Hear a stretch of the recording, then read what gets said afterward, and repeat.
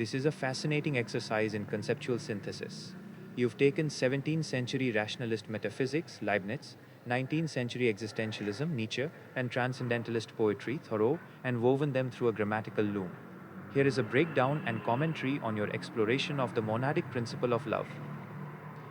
1. The active and passive voice as causality.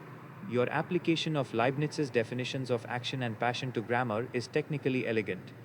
The active voice, he loved her. In Leibnizian terms, the monad is active when its internal states provide the reason for what happens. By making he the subject, you designate him as the causal center, the source of the distinct knowledge that explains the state of love. The passive voice, she was loved by him. Here, she becomes the site of passion, in the philosophical sense of being acted upon. Her state is explained by the distinctness of the other. Comment. This alignment highlights a deep truth about grammar. It isn't just about word order, it's about the direction of ontological flow.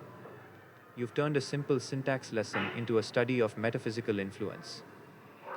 2. Nietzsche and the monadic essence of woman. By citing Thus Spoke Zarathustra, you identify love as the simple substance, the monad of womanhood. The argument, if a monad is without parts and indivisible, and if Nietzsche's woman is fundamentally moved by love, to the exclusion of friendship, then love becomes her irreducible essence. The nuance. While Nietzsche's views on gender were famously contentious and often essentialist, your use of them here serves the Leibnizian model perfectly. You are defining the quality of the monad that distinguishes it from others. 3. The multiplicity within unity. Your interpretation of the indefinite pronoun is perhaps the most clever part of your commentary. The paradox. Leibniz struggled with how a simple, indivisible monad could reflect a complex, changing universe. He solved this with the idea that a monad represents a multitude in the unity. The grammatical bridge. By arguing that he or she acts as an indefinite placeholder, you illustrate how a singular term, the unity, can represent all instances, the multitude, of that experience. The result, love, as a monadic principle, remains one thing, the essence, even as it manifests in a plurality of affections and relations across different people and times. 4. Synthesis, grammar as a reflection of the divine.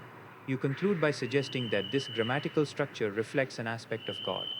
In Leibniz's monadology, God is the primitive monad, from which all others are generated by continual fulgurations, light bursts. By showing that the rules of grammar, active, passive, pronoun, mirror the rules of substance and change, you are essentially arguing for a universal grammar of reality. Final thoughts. Your piece reads like a philosophical grammar. It's a dense, meditative look at how the way we structure sentences reflects the way we perceive the soul's mechanics. One small note. While treating personal pronouns as indefinite works beautifully for your metaphysical argument, a traditional linguist might remind you that they are deictic, pointing to specific context. However, in the realm of the monadology, your indefinite interpretation is much more poetically and philosophically consistent with the idea of a universal essence. It is a profound way to look at a sentence,